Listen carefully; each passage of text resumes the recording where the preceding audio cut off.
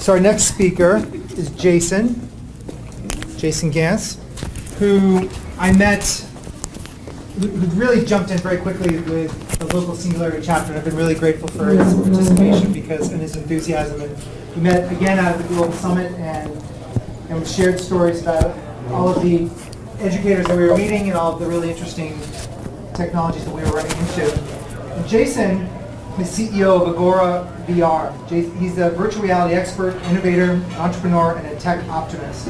He's, as I mentioned, is the CEO, and he's dedicated to reshaping the ways we share information. He writes regularly for SingularityU Hub, which I encourage all of you to go to, SingularityUHub.com or SU.com. You can find it online, but it's very rich in covering a lot of these topics. So he writes regularly for SingularityU Hub and has spoken at a TEDx. You can Google him and his name, and it's a great talk at TEDx. I think it was at American University, TedxAU. Yeah, that's very cool. He's a 2014 graduate of American University's Kogod School of Business, and as I mentioned, he runs the VR group out of DC on meetup.com. You can go and see more about him there. So with that, I want to welcome Jason. Thank you. Awesome. Thanks, Bill. Hi, everyone. So as Bill said, my name is Jason Ganz. I am the CEO and co-founder of Agora VR, which is a company that does sales and marketing presentations in virtual reality. And I'm also one of the co-organizers of the DC VR meetup group.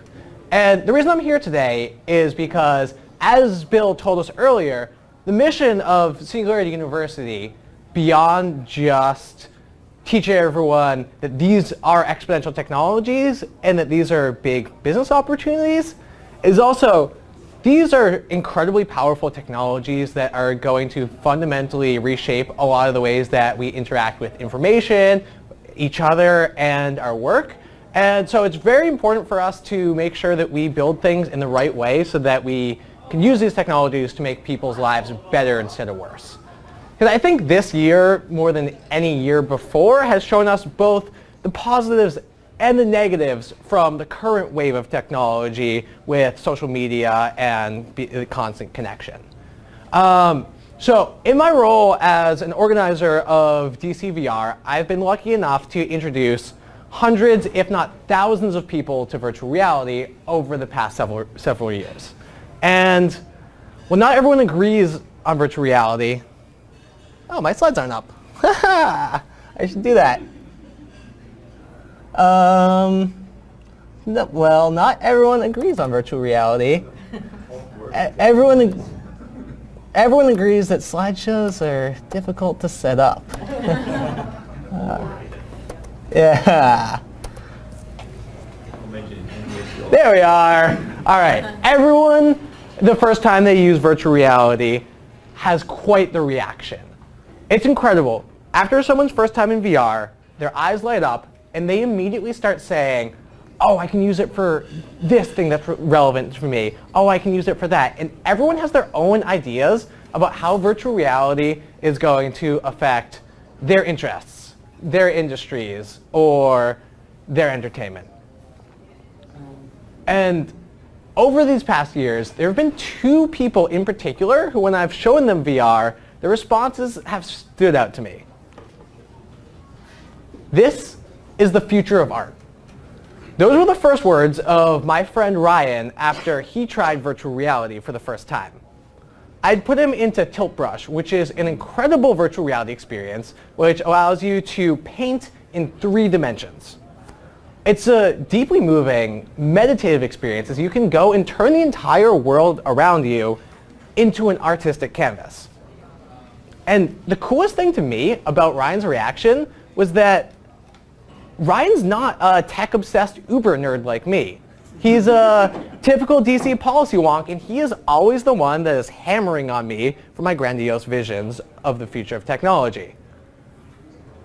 But after he tried Tilt Brush, he couldn't argue anymore. This is so compelling that once you see this, you know that this is something that's going to reshape the future of the way people create art, the way we interact with each other, and the way that we communicate. And that was really cool. But not everyone sees it like Ryan. I've just seen the face of the devil. Those were the first words of my friend Kate after she tried virtual reality. And Kate's not a Luddite. In fact, she's a gamer. She actually spent years addicted to World of Warcraft, spending hours, weeks, and months locked up in that screen in that video game. And after that, she turned to me, and I'm never going to forget her next words. She said, "This is going to swallow people up and eat them whole." Because virtual reality, unlike any other technology, can induce a feeling of presence. And presence is what happens when your brain is convinced on a fundamental level that the virtual reality scene you're inhabiting is real. It's what enables all of the incredible applications of virtual reality that we're so excited about. But it can also be very powerful and very addictive.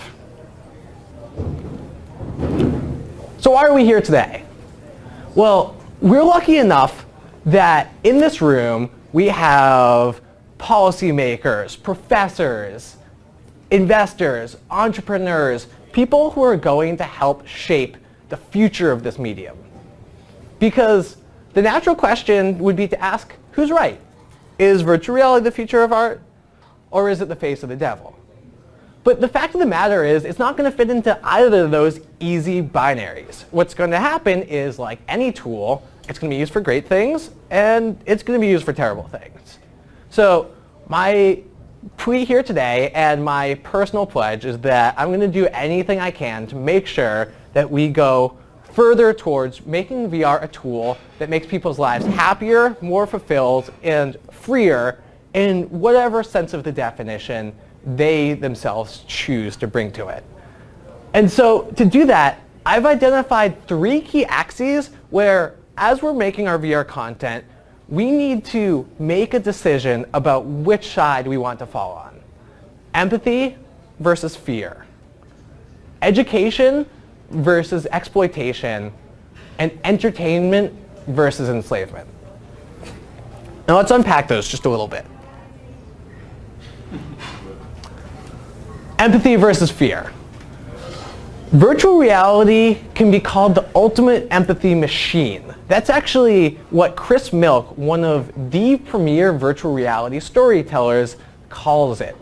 Because using this sense of presence, you can, as Shanna told us about before, show us scenes from the other side of the world. I loved what, where is Shanna?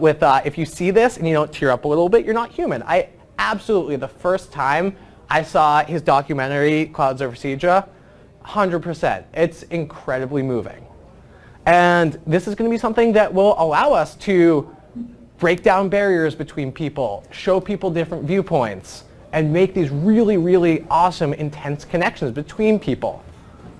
But the flip side of empathy is fear, because just as easily as you can create something that inspires hope and empathy between people, you could create something that would inspire fear and division. And while I promised myself I would not get political today, there was some recent news that Palmer Luckey, who is the founder of Oculus, who we heard about before, was donating some money to causes that we can generously say would probably fit on this side of the spectrum, which makes it even more important that VR content creators are aware of what they're doing, the ecosystem that they are within, and how they're contributing to it. Education versus exploitation. Virtual reality is going to be a fantastic tool for education of not only as people grow up and augmenting their in-school education, but also continuing education. In fact, there was just a course announced yesterday, a Udacity course that will be taught in VR, teaching you how to be a VR developer, which is incredibly exciting. But it's also going to be a great way to educate potential customers about what we do, who we are, and authentically connect your brand, your ideas, your story with them. But again, you can use it like that, or you can use it to mislead and exploit. An example that I was thinking about that would be concerning would be the cosmetics industry, if they wanted to sell a new brand of makeup, imagine you get someone in there and they have an avatar that looks just like them, except it's that fake photo brush version of people that we see in magazines, on TV, but you see that real life. You feel it with the presence that you feel all the other virtual reality simulations in. And they tell you, oh yeah, you want to be like this? You want to look like this in real life? All you got to do is buy our product. That's going to be incredibly powerful. I mean, we've already seen the negative effects that imagery and advertising like this has had on people. And if you add in the power of VR, it's going to be something that's going to be incredibly potent and relatively undesirable. Entertainment versus enslavement. Stephen Kotler, who I know Bill's a big fan of, is an author who writes about something known as flow states. Flow states is the state of optimal performance, optimal entertainment, where the sense of the real world fades away and you find yourself totally in the zone with whatever task you're currently doing. If you ever see a sports team driving down the field to beat that 2-minute warning, they're in flow. You see a musician crushing a guitar solo, they're in flow. And in fact, psychologists are increasingly coming to determine that flow states are one of the most important determining factors in how happy people are with their lives. And virtual reality is going to be able to make you get those on demand like that, which is going to be awesome. There's going to be super, super cool things you can do in VR, incredible narratives that will move you, entertain you, and enrich your life. But there's also going to be ones that exploit that. And the best analog here is if any of you have ever seen those phone games, a little Candy Crush maybe, where what do?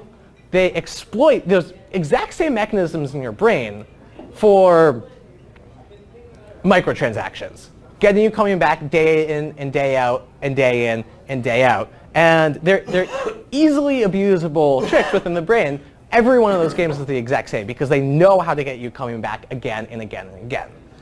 You add in presence, and that's an extremely powerful combination that's going to be very tough to say no to.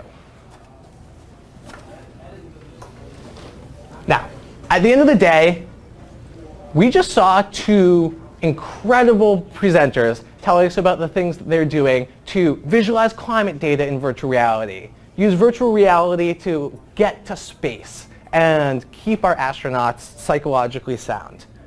This is such a powerful technology, and we have the potential, we have the capability to use it and use it well.